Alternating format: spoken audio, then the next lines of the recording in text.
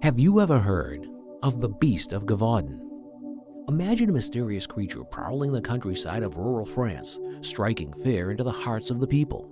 This was the reality of the Beast of Gevaudan, a creature that terrorized the region between 1764 and 1767. Despite being hunted by the most skilled hunters in the area, this beast proved elusive and continued to kill and maim innocent victims. Reports say that it killed and maimed more than 100 people, including women and children, in brutal attacks. But what was the creature? Was it a wolf, a hyena, or something more supernatural? Many theories have emerged over the years, from a circus animal that escaped to a werewolf or even a cursed nobleman. The stories surrounding the Beast of Gevaudan are fascinating and offer a glimpse into the myths and legends that have captivated people for centuries. So, if you're interested in the mysteries surrounding the Beast of Gevaudan, come with me onto this journey of discovery. Let's learn more about the myths and theories about this mysterious creature and try to figure out what's really going on. And don't forget to hit the like, comment, and subscribe buttons to stay updated with our latest content. Let's get started. At the time, many people believed that the beast was a wolf because of its ferocity and appearance. Even today, many scholars agree that the beast was most likely a wolf. However, some think it may have been something else entirely. The beast was so mysterious and terrifying that it became the subject of many stories and legends. People described it as being like a wolf, but not quite a wolf. Some even claimed that it was a supernatural creature, a monster that had come to terrorize the people of Gevaudan. So, what was it? The question remains. Even though many people tried to catch or kill the beast, it kept roaming the area until all of a sudden, it was gone. Even now, over 250 years later, the true identity of the beast remains a mystery. So, when did it start?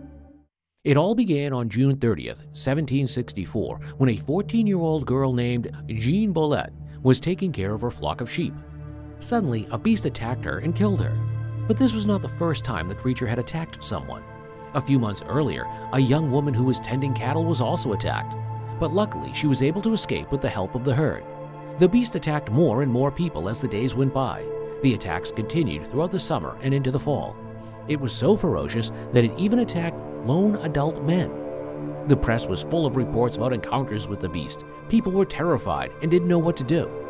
France was going through a tough time at that point in history.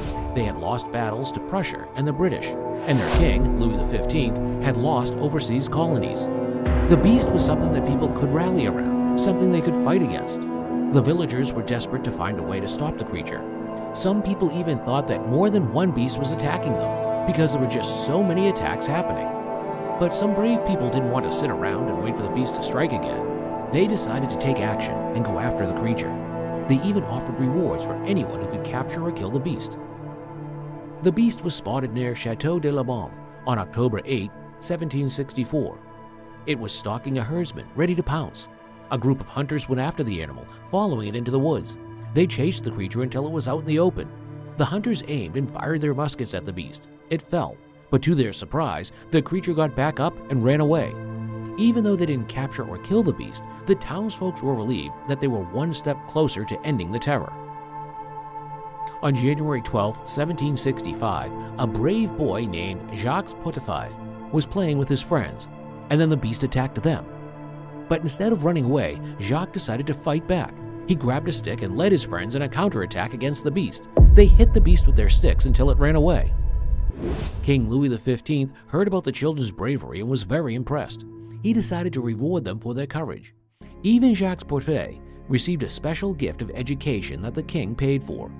The king was so grateful to the children that he sent his hunters to Gevaudan to hunt down the beast. They offered a lot of money, 6,000 lire, to anyone who could catch it. The story of the beast and the brave children spread all over the world. People were talking about it in newspapers from Boston to Brussels. It became one of the first famous stories in history. And this is not the only story about it. There are more. One of the most famous stories was about a young woman named Marie-Jeanne Vallée. She was crossing a river with her sister when the beast attacked her. But she was very brave and used a long stick with a sharp blade called a bayonet to stab the beast in the chest. The beast got away, but Marie-Jeanne became known as the Amazon and the Maid of Gevaudan. Now, the king had a gun bearer named Francis Antoine. He was 71 years old, and he went to find and killed the beast with his nephew. One day in September 1765, they shot a large wolf near an abbey at Chazé. Everyone thought that this was the beast that had been causing so much trouble. Francois was given lots of money and titles for killing the wolf. After that, the animal's corpse was stuffed and sent to the royal court. But then, in December of the same year, the attacks started again. According to a book written in 1898, this time the beast seemed different. It wasn't afraid of cattle like it had been before. People started to wonder if there was a second beast out there. The king's court didn't want to believe that there was another beast. They insisted that Francois had killed the only one. But in June 1767, there was another outbreak of attacks. A local nobleman named Marquis de Pacheur decided to organize a hunt to find the beast. On June 19th, a man named Jean Chastel shot a wolf on the slopes of Mount Mouchet.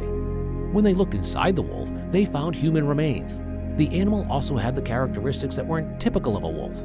The attacks finally stopped, but people weren't sure if this was the same beast that had been causing so much trouble.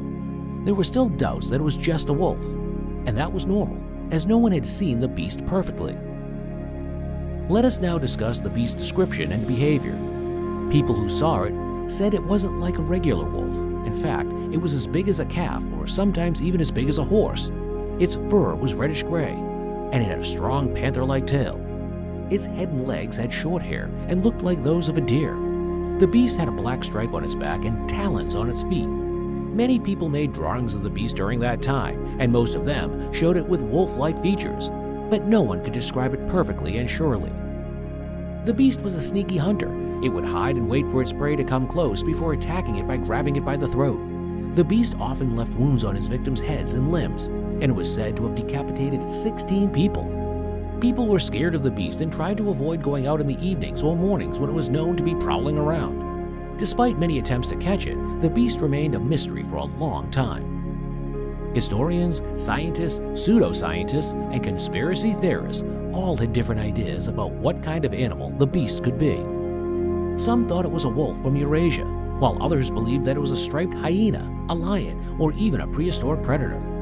One of the most fanciful theories was that the beast was a werewolf, a human who had turned into a wolf-like creature during the full moon nights. However, some experts believe that these theories are unrealistic. For example, the idea that the beast was an extinct prehistoric predator like a bear dog or dire wolf or hyandon was just too far-fetched. It was unlikely that such a large animal would have gone undetected for so long. Others speculated that a human serial killer might be responsible for the attacks. Some of the beast's victims were found decapitated, which is not something that most animals could do. Some people thought the killer might have disguised themselves as an animal to carry out the crimes. Others suggested that the animal used was an armored war dog. It would explain the strange appearance of the beast and why it was able to shrug off musket shots. Even though there are many different ideas of what caused the attacks, no one knows for sure. There is no evidence left that could help solve the mystery. So the truth about the Maid of Gevaudan will always remain a mystery. So, that concludes today's video. We appreciate your time and hope you enjoyed the video. And if you haven't already, subscribe to our channel for more space and technology videos.